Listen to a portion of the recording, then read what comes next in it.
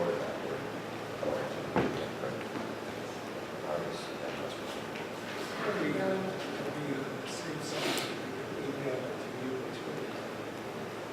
She's gonna say I'm well. Can you copy me on that?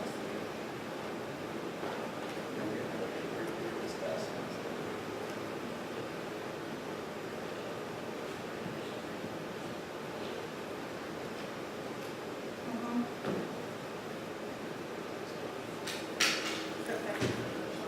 This should be in your email.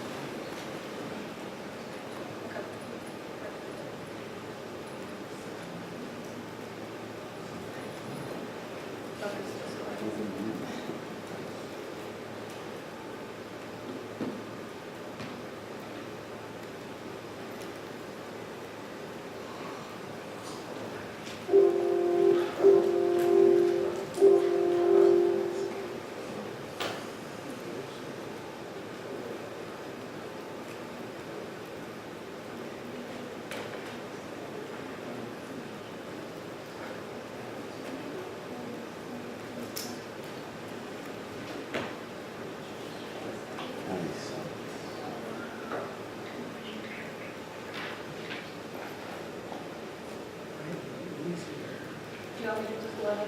Yeah. Are you logged into the station? Okay, Sarah, I think I'm good. All right. Thank you.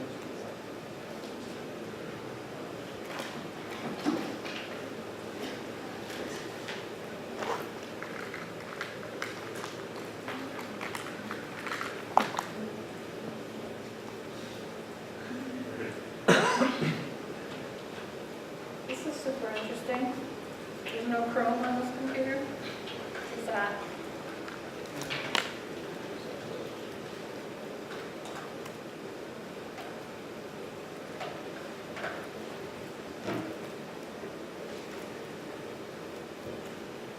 Let me get into I'll share.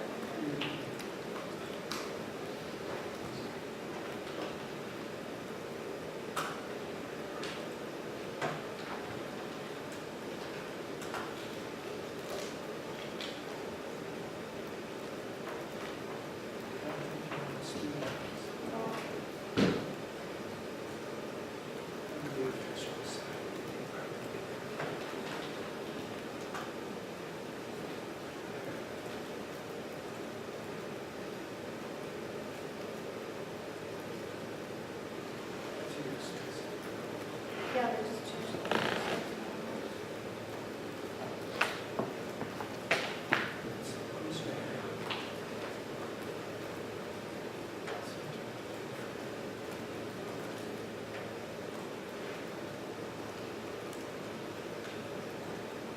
Technical assistance. Connor. Does anybody know how to log into Grinnell Share from?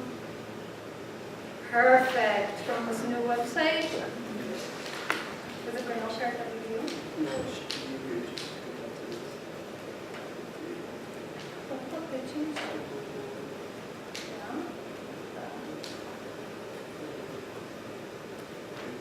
Yeah. No.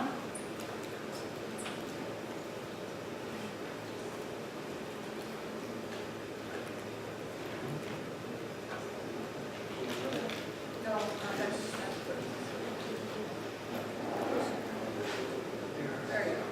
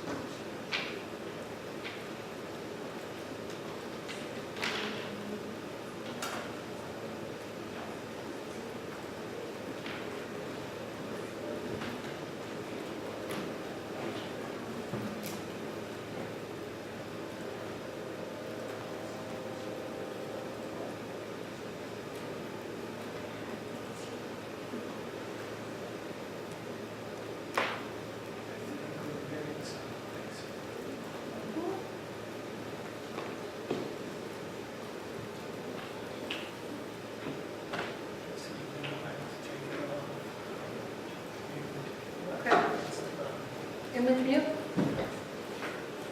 Is that, oh, okay. So is that okay if you can see the? I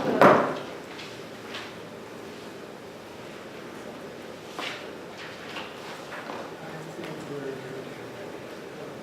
How do I click forward, do I use the remote?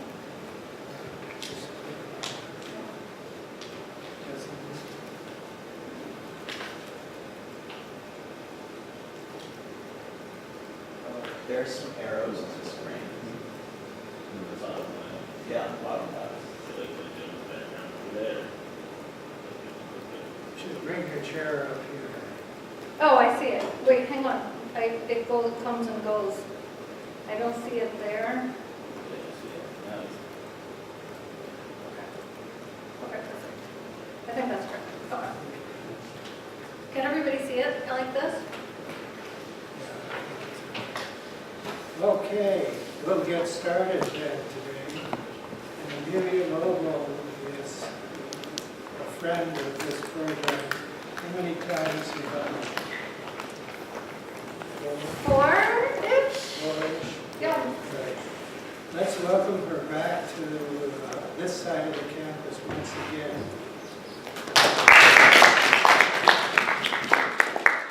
She works on the other side of the campus. I work south. So, okay. Well, thank you, everybody, for having me here. Thanks, Doug. It's always great to spend time with you and to come and meet the students. I'm really excited that this is a little bit of a smaller group than I've done before because I really want to encourage you all to ask questions and to push on things that you feel don't make sense or you think should be challenged. So what I'm going to talk about today is microfinance and innovation in microfinance, okay? And I just want to maybe say a little bit about myself. I'm a class of 99 grad, so both so recent and yet so far away. And I've had a career in economic development. I actually got an MBA not too long after Grinnell.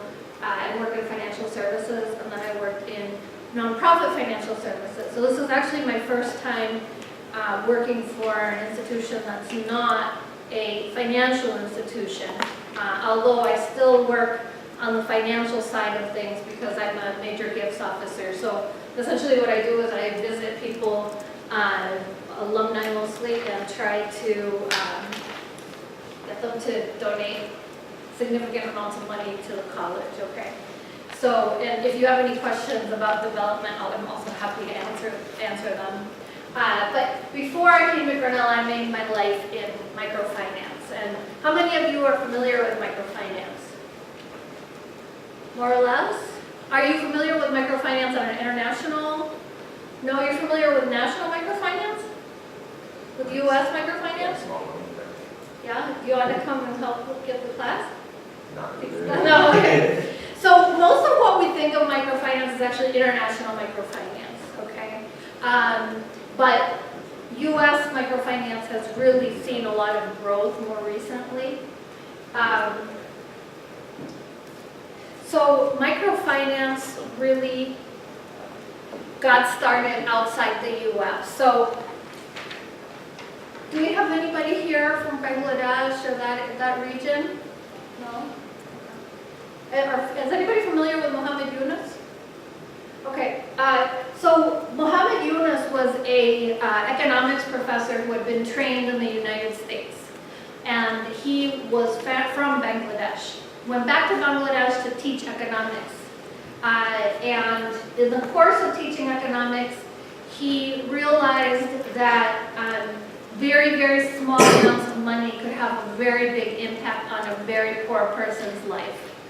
What happened was that he ran across women who were selling goods. And in his particular case, I think the first ones that he worked with were women who were hand-making stools. And these women were borrowing money from their town money lender to make the stools to sell them on the street or in the market. And what would happen? What happens when you borrow from a money lender? Interest rates? The interest rates are really high. So they were never able to make a subsistence amount of money. They basically were like bringing it in, scratching by on that amount of money, paying it to the moneylender, borrowing some more. And so what he thought was, my gosh, this woman needs $40, right? And she can knock out the moneylender. So I will lend her $40 and bring her cost of capital down to 0. And she can pay me back. So at first it was really kind of a charitable endeavor. It became a bank. So he started a bank called Grameen Bank in Bangladesh. And Grameen is huge and it operates all over the world now. That was one of the first models. The other original model was in South America. There was a group of Peace Corps volunteers who were in Brazil, and they kind of came across the same idea. Let's decrease the cost of capital and make it so that people can make more money off these very, very small businesses. But again, these were tiny businesses, right? And they needed very, very small amounts of capital to make a huge difference. That was really like in the 1970s, early 1970s.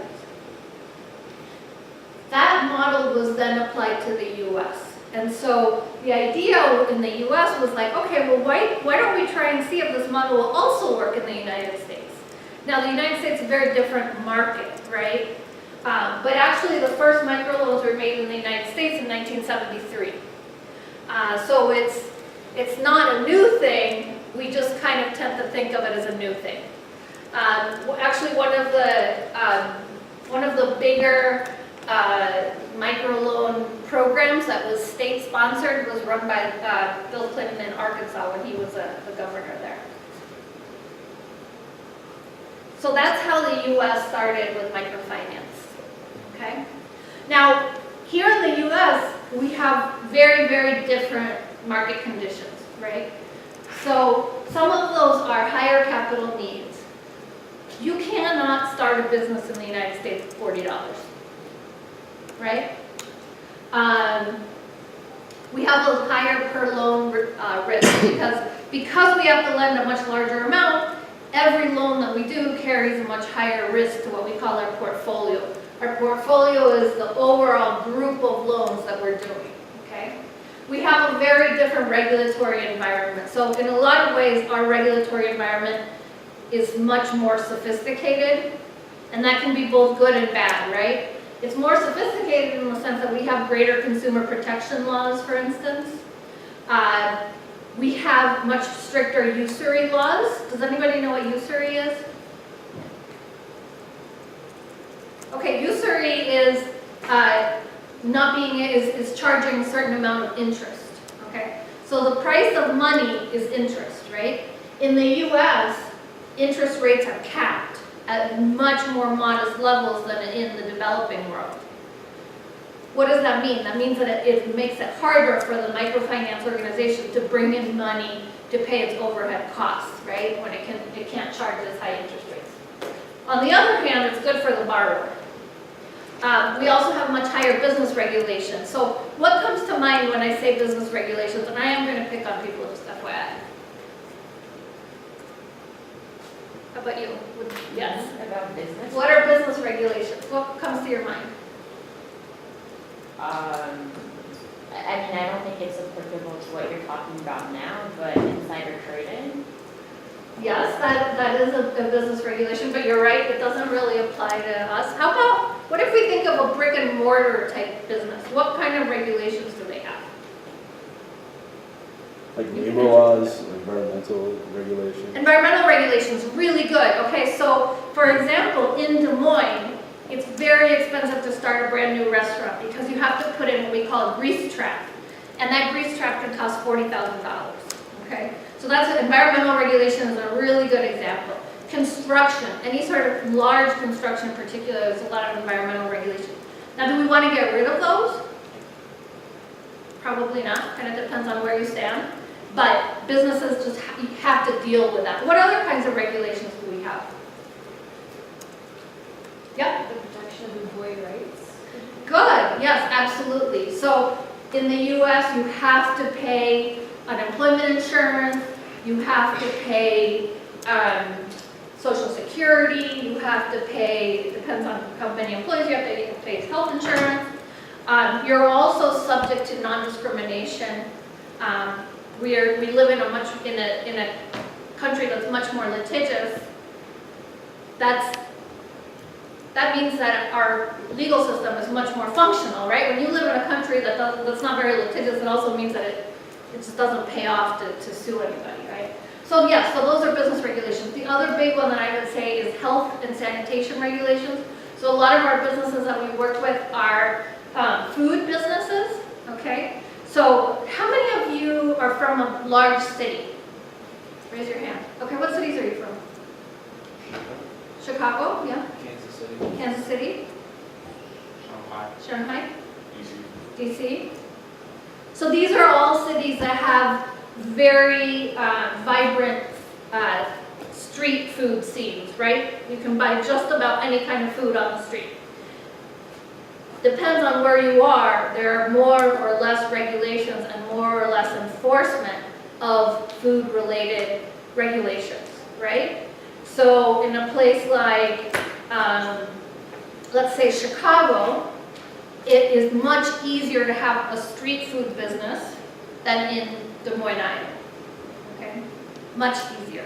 Now, I used to live in Harlem in New York, and I could buy tamales from this very nice lady who had them in this cooler in a shopping cart. Have you had them in New York City?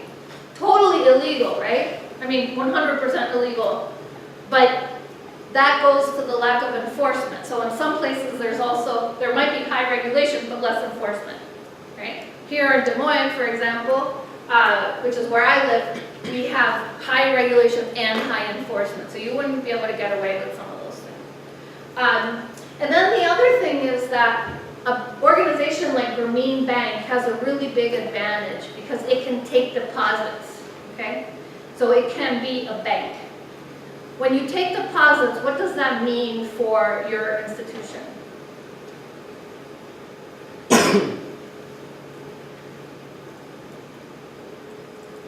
It means you have a very low cost of capital. You don't have to go out and borrow money to be able to lend it. People give it to you because you're a bank. Okay? Here in the US, our nonprofit microlenders don't have that advantage.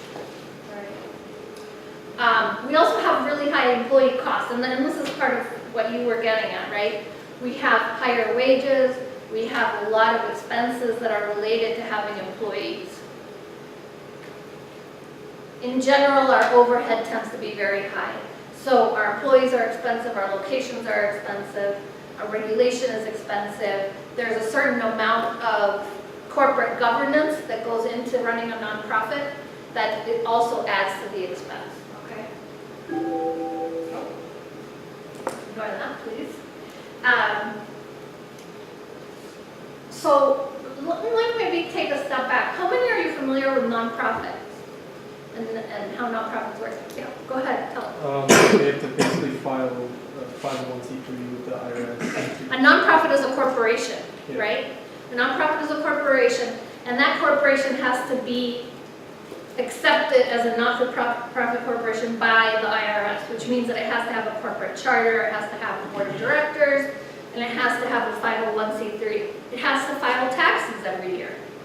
If the nonprofit gets into a different kind of service that's not related to its original service, it has to pay taxes. You know, so there are nonprofits, for instance, that own a coffee shop. They have to pay sales tax on that, and income tax. So all of these organizations are nonprofits, but the rate of, you know, how much money they bring in versus how much money they lend out varies greatly. Now, in the US, we also have tools that are not available to organizations outside the US. Okay, so some of these I've called institutional resources, and of those I would say that the Community Reinvestment Act is one of the primary resources, and then online tools, okay? So when we're working with a lot of our clients in microfinance in the US, we're working with people who often have greater access to technology and tools, resources than those that live outside the U.S. Now, we also have different kinds of underwriting resources, and these are largely things that have been developed in the U.S. by American nonprofits in order to make up for some of those challenges that we have on the institutional side. So essentially, all of these things go to trying to make sure that we have higher repayment rates and lower overheads. So that's, you'll notice with these nonprofits, a lot of the innovation that's being driven is driven in order to decrease overhead, right? That makes sense because employees are really expensive in the US. Any questions so far? No?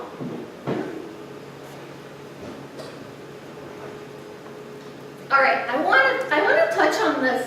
So you guys, what grade were you in 2008? 5th or 6th? Do you remember enough of the financial meltdown? What happened? Yeah.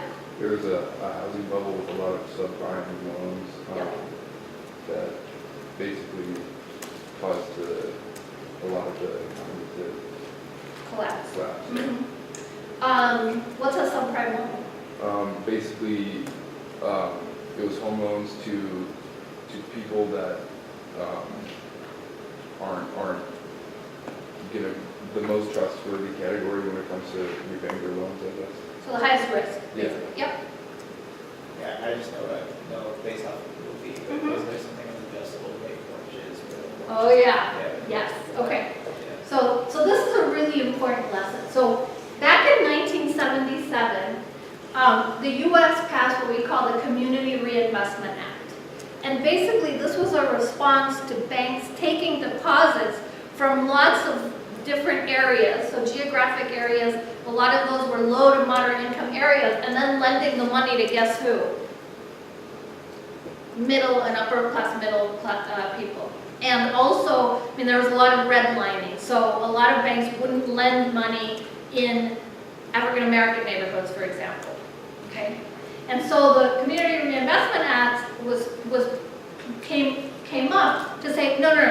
You have to invest in the communities from which you take deposits, okay? You can't just take this money and invest it in a different community. You have to also invest it here, okay? And so the idea really was to encourage these institutions to meet the capital needs of low to moderate communities, all right? Now, one of the big challenges with the Community Reinvestment Act is that I don't want to say it has no teeth, but it has really weak teeth. Okay, because in reality, it's really only used to evaluate mergers, bank mergers. So, for example, if you have a bank that wants to take over a slightly smaller bank, if they are not doing well with their CRA review, they might be forbidden from expanding, from taking over another bank, okay? Each bank is evaluated on 3 criteria: the lending test, the investment test, and the community development, okay?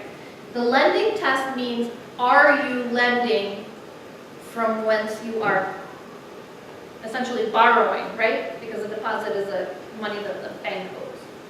The investment test is, are you making your investments, are you building your branches in those in low to moderate income communities? And the community development test is, are you supporting the community? And so a lot of banks do, kind of community type events and education and that sort of thing, okay? And then each bank is rated on this criteria: outstanding, satisfactory, needs to improve, and substantial non-compliance, okay? Why do you think this act is so important for organizations involved in microfinance?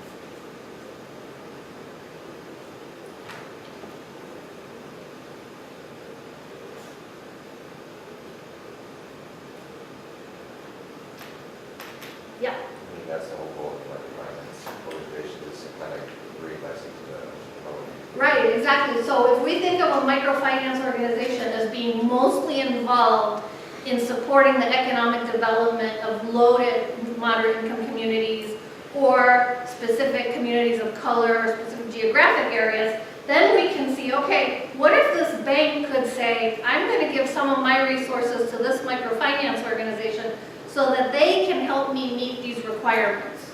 And why would a bank do that? The thing is that banks really lack the ability to work with a lot of these people, okay? And so, does anybody run across the term cultural capital? Somebody, not you guys, tell me, what do you think cultural capital is? Yes? Something related to media.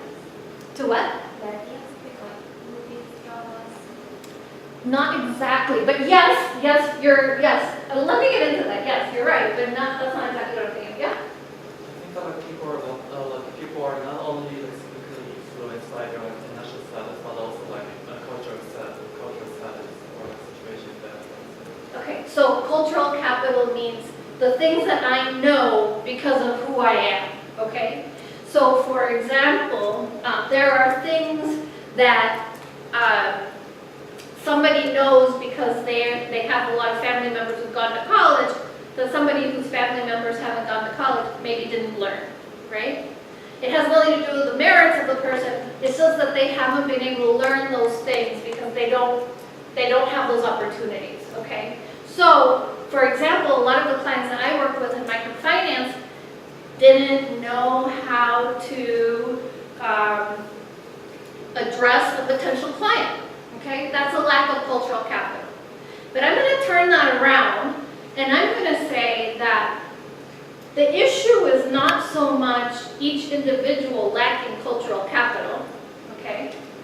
So my inability to reach the bank, but the other side of cultural capital is the bank's inability to reach me, okay? And why is that important? Why is it important that the institution be able to reach the individual? Yeah? Because the institution in this case is serving the individual. Sorry? Because the institution in this case is serving the individual. Exactly. So if I don't understand my client or my potential client, then I don't even see them as a client, right? And that's true for a bank. It's true for a nonprofit. It's true for any organization out there. Okay? And that's a really big challenge for these nonprofits. All right? So the nonprofit allows the bank to bridge that gap. Let's be honest, does the bank really want to serve all these people who need $5,000 or $10,000 for a business loan? No. Why not? It's not lucrative because They're small. they're really small loans. So if I'm a bank and what I make money off of the interest, and the loan is really small, that means I'm going to be making a very, very small amount of interest. And combine that with something else. What else is characteristic of these loans? Yeah?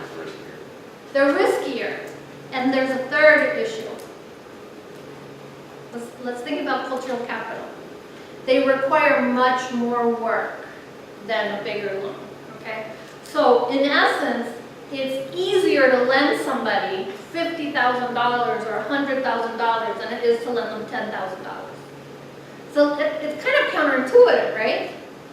The thing is that the person with that has lower capital needs also has less cultural capital, right? So they require a lot more help. Now, another thing that you mentioned in terms of cultural capital was access to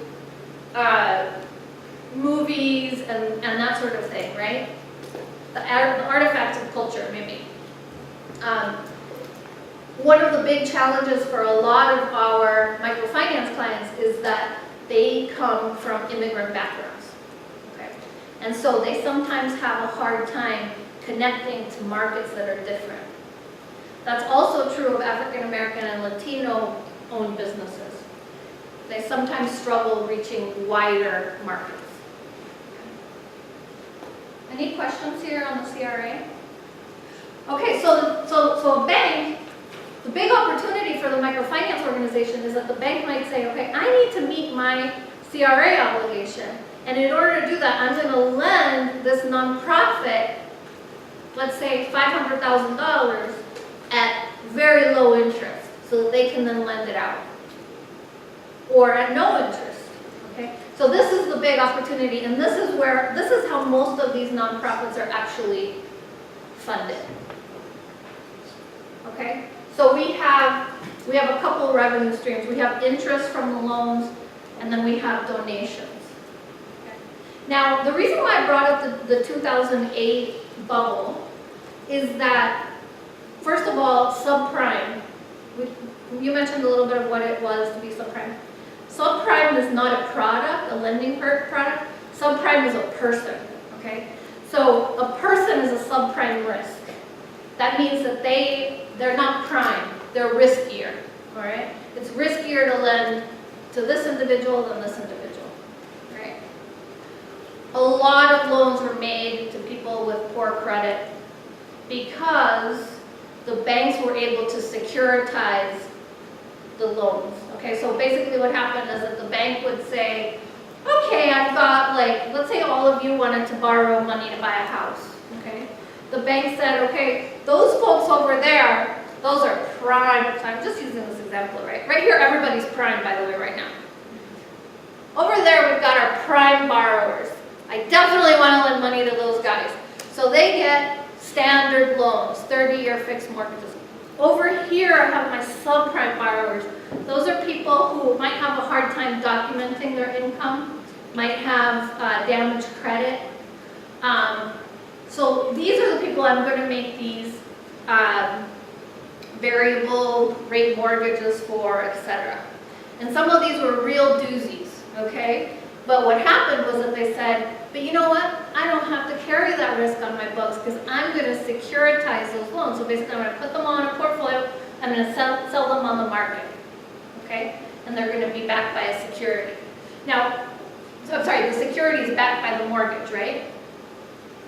So the problem there was that the banks got to the point, and they weren't even all banks, some of them were non-banks, where they were lending money to people who really would never be able to pay, okay? Yep. How does the bank make profit in that case if they're selling their subprime loans? Is it just from the sale itself? Yeah. Why would Yeah. anybody buy those? Because they're thinking, oh, these are great securities. Look, they're backed with mortgages. Mortgages are great securities. They have a very low default rate, and they did. Okay, until things started slowing down in the economy and more people had trouble paying on those mortgages. The other thing that it did is because it really increased the pool of home buyers, that meant what? It meant the price of homes went up. And so these mortgages got bigger and bigger and bigger. So somebody who could have been a prime borrower for a smaller house or a lower mortgage ended up being a subprime borrower, perhaps for the same kind of house, but on a much higher price, okay? And that's why we saw some markets collapse really quickly. Las Vegas was the big one. Florida, Las Vegas, Atlanta, all really collapsed, okay? So the reason why I bring that up is because there was a lot of criticism of the Community Reinvestment Act, okay? A lot of people said, oh, you know what? You know why that happened? The Community Reinvestment Act, you need to get rid of that. This is not true. It's a lie. Anyway. What was the argument for that? The argument was that the Community Reinvestment Act was encouraging lenders to make loans to people who couldn't pay. All right, now here in the US, we also have access to other tools that are institutional tools, okay? So one of those is credit scoring. That basically means I take all the characteristics from this person, I analyze how that kind of profile would repay my loan, and I assign a level of risk, and then I make the decision, okay? But it has taken us 35 years to get to that point. How do you think this differs from loans made outside the US? They don't have credit scoring, exactly. They're making such small loans, and they're much more character-based. Their lender goes out and has, meets the person, and then they say, yes, I've known this person in my community for the last 20 years. Usually it's a woman. I know that this woman's very honest. She has a whole group of people supporting her, etc. And so that's how we make the decision. In the US, you can't really do it that way because we're living in much bigger communities. We have also gone to online credit scoring in some organizations, and I'm going to come back to that. Online client portal, so we talked a little bit about cultural capital, okay? So an online client portal is basically, you know, a lot of these organizations now have the ability to do an online application. In the US, you can do online marketing, client recruitment. So for instance, the very easiest thing is you can buy a Facebook ad for $5 and target every woman in your community, for example. You can also create tools in different languages, and you can develop online training resources. Thinking about how much bigger these loans are, okay? So how big is a microloan in the US? Does anybody know? $500 is generally the smallest amount. $50,000 is the biggest amount, okay? So when we're thinking of a loan that goes up to $50,000, the level of business acumen for the person managing that business is much higher, right?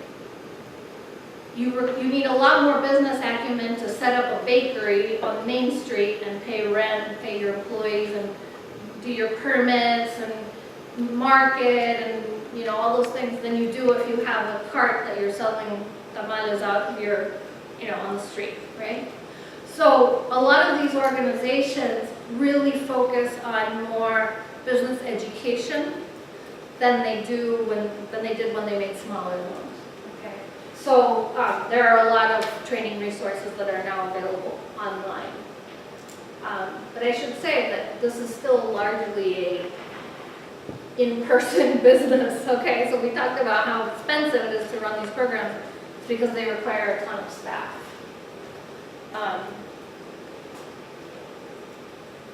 Okay, credit reports. How many of you have looked at your credit report? You? Okay, is it good?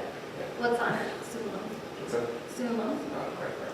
Credit card, you have one credit card? Okay, good. Has anybody else looked at their credit report? I had student loans. You don't have to disclose whether you have student loans, but I'm guessing almost everybody has, at least a small one. That is often the very first thing that goes on your credit report. So the credit report is actually a summary of how well I repay my debt, how much debt I've taken out, how often I repay it. So if I should pay it monthly, you know, what kind of debt I have. So is that debt installment or revolving? So an installment loan would be like a mortgage or a car or a student loan. A revolving debt is like a credit card, okay? You want to be like horribly out of balance there. How much money I've handled, how much debt I've handled, okay? So for example, if you come into my office and you say, I want to borrow $50,000, and I look at your credit report and you've never borrowed any money, I'm going to say, you know what, maybe we want to start out with a smaller loan because you don't want to overstretch that person, right? This credit report is honestly the best indicator of how well somebody's going to repay their loan. And this doesn't really exist outside the US. There are other countries that have some variation of the credit report. Canada does, England does, but it's not as sophisticated as the US. Now in the US we have 3 credit reporting bureaus: Experian, TransUnion, and Equifax. And they all take in basically the same information, but they all kind of digest it in different ways. And they all come up with what we call a score, okay? And that's the FICO score. So a lot of times when you see like, oh, your credit's very good, that really has to do with your FICO score, okay? But your credit report has all of these things in there. Why, one thing I mentioned is that your credit report will give somebody an indication of how well your cash flow is going, okay? So cash flow is the comparison of your income to your outflows. If you have lots of late payments on your credit report, that indicates that your cash flow is very tight, right? What if you have a lot of collections on your credit report? So that means money that you never paid that went to a collection agency. What does that say? It can say one of two things. It can say, this person's really tight, or it can say, this person's really irresponsible, right? If I'm a lender, what do I prefer in terms of who I'm going to lend money to? Responsible person. Somebody who's responsible but tight, right? Not irresponsible. Yeah, that's true. Now, I put medical collections on there. That's really important because the U.S. has such a poor health system. We see lots and lots of clients with very significant medical debt, okay? And lenders kind of interpret that in different ways.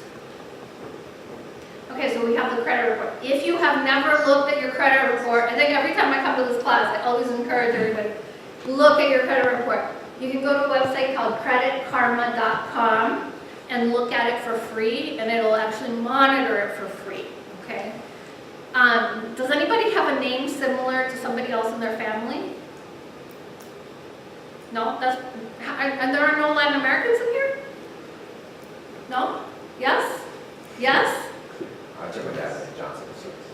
Oh, okay. But Latin Americans, and I can totally say this because I'm from Costa Rica, we have a tendency to name our kids the same as the parent, okay? So sometimes those credit reports can get jumbled up, all right? So particularly if you're in that situation, you want to make sure that you stay on top of it. Another thing that's happened a lot is identity theft, right?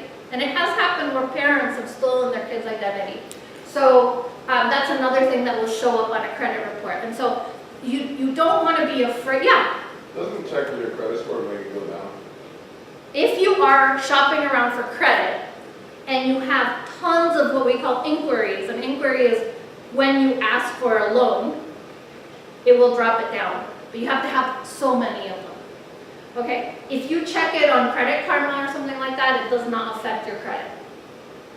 But let's say you went to a bank over here and a bank over there, then you went to the microloan organization, then you went to this other bank, all to get money for your business. All those will show up as inquiries. And if you have a lot of them, yes, your credit score will dip slightly. All right? Any other questions about credit reports? I wanted to bring you guys a sample credit report, but I didn't have one that I didn't have identity on it. So I'm happy to talk more about it after we go through here. But the other thing that we have that's a really important underwriting tool with our businesses for microloans here in the U.S. is financial reports, right? So we have taxes, we have profit and loss, we have balance sheets. Who can tell me what a profit and loss is? Profit and loss, any econ majors in here? Yeah, profit and loss, income and expense, same thing. So the profit and loss statement or the income and expense statement tells you how much money comes in, income, how much money goes out, expense. And the bottom line is what? Your net profit, okay? So that's really important. It tells you if a business is making money. Now, the best way to know if a business is making money is by looking at its bank statements, okay? But you can do other things. You can look at their receipts, you can do a visual inspection, you can go in and say, okay, I was there for a couple hours and this is what I saw, etc. Okay. And then also online research. So we talked about sanitation requirements. Those ratings are usually online. Client reviews, etc. give you a general idea of how successful business is.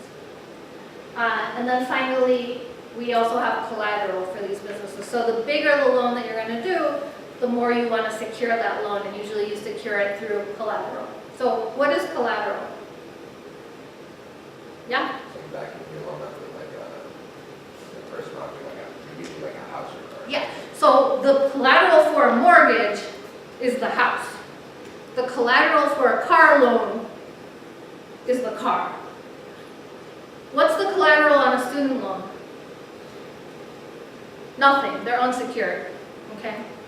I have done loans with wacky collateral. You know, we had a guy, their collateral was the watch. He had a fancy watch, and we had it in our safe at work. And when he didn't pay his loan, we would call him up and we'd say, we're going to go sell that watch. And he would hustle on over and make a loan payment. Okay? And that worked sometimes. We had another guy, we had his panini machine, and we actually had to take his panini machine. So, but usually you want real property that you can actually sell. So generally a car or a house or something. All right. This is the composition of microlenders here in the U.S. We have over 300 microlenders. Did you guys know that? We have that many? Yeah, it's a lot. Some of them are really small. They make 3 to 10 loans. So a lot of these are organizations that are not primary microlenders. Some of them are primarily organizations that train business owners. And then, so they do a few loans a year. Others are very large. So there are a number of microlenders. There's a lot of the Axiom network. Also, there's an organization in Texas. They do 1,000, 2,000, 3,000 loans a year. Obviously, these bigger microlenders are the ones that are going to invest in technology that helps them do their job more efficiently, right? There's a wide range in loan sizes, as I said, $500 to $50,000. And some organizations specialize in very small loans, other ones specialize in very large loans. Some of them specialize in loans to women, loans to immigrants, green loans. So there's a lot of variation there. There's a wide disparity in sophistication. So if you're doing 3 to 10 loans, you're probably okay with 7 to 10 of them going bad, because that's not really how you're funding your business. You're doing it for another reason. If you are doing a lot of loans, you're probably a lending-led organization, and so you expect people to repay. Okay. The low cost of capital, remember when I talked about the CRA, I said some of these banks will give you money at very, very low rates or 0 interest rate. Okay. So you have to repay that, so you have to make money back on the loan so you can repay the money to the bank, right? And then, does anybody know what sustainability means for a nonprofit? Sustainability. How about somebody just guess?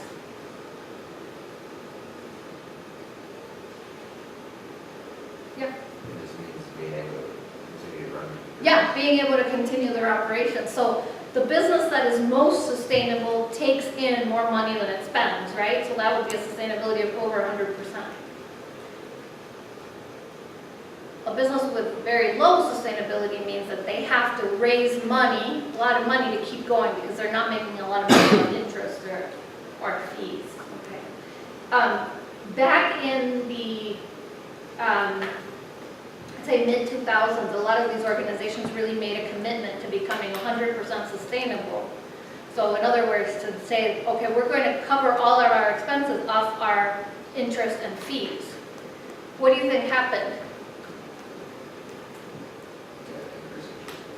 They had to increase interest and fees, which is not always easy because we have caps on interest rates in the U.S. What else? Do you think they were able to do it? Were they able to get to 100%? No.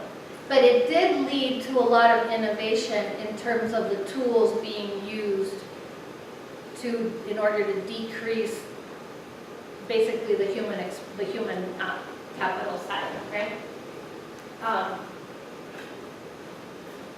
So I'm going to kind of end here on sustainability.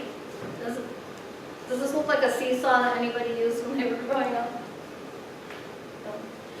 So you're familiar with this, with the principle of the seesaw, right? Okay.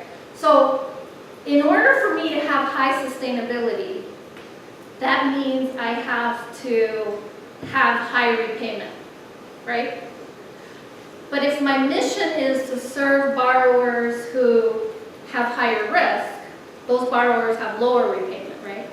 So there's a natural tension between sustainability and mission, okay? So for those organizations whose mission is to work with very low-income individuals, or individuals who have very damaged credit or who have a lot of barriers to success, you can't do that and also be 100% sustainable. Does that make sense? And so I think there was a time when we were pushing to get up to this 100% sustainability, and really, some of our organizations kind of forgot about our mission, okay? On the other hand, there's other organizations that are completely mission-based that are okay with having very little sustainability. So I would say that most organizations have come to a different understanding of what their goal of sustainability is. So I think that if you were to ask a Paul Quintero who runs Acción USA, if his goal is to have 100% sustainability, Paul would say no, okay? Because in increasing sustainability, you're decreasing mission. You're not meeting the mission. So there's a different balance there. So maybe that's a 50% sustainability. That means I'm getting 50% of my income from interest rates and fees, and 50% I have to go out and raise it, okay? And how do you raise money? Guess what? You go back to the bank and you say, thank you so much for lending money, giving me money to lend out, but if you want to play in my portfolio and get your CRA credits, I also need you to support my operations, okay? Or I do other events to get money from the community. So mostly corporations, but also individuals. All right. Now, kind of going back really quickly, I think this is it. I think we're out of time. Right? 3:55. But what I would say is that a lot of the innovation in this sector is driven by that need to increase sustainability, decrease the cost of operation. And most of that cost is human resource. And so in order to do that, we've gone to things that make our work much more efficient. So that's when we go into credit scoring models. That's when we go into online applications and that sort of thing. Now there's a tension there, right? Because our clients we need to be able to reach them where they are. And so that tension is resolved in different ways by different organizations. Now, there are ways that organizations have used technology to fit into traditional lending modes. So for example, there's I don't know if anybody's familiar with susus or tandas. So that's a group model where a lot of people come together and they save together, and then one person gets to use all the money. So there are organizations that have said, you know what, we'll be the intermediary there. We'll collect your money and we'll lend it out. And what that helps them do is create a credit report for the people that participate who normally wouldn't have access to credit reports. Any questions? Yeah? Yeah, I think we'll have to continue this. Over coffee. Yeah. Thank you. Thank you.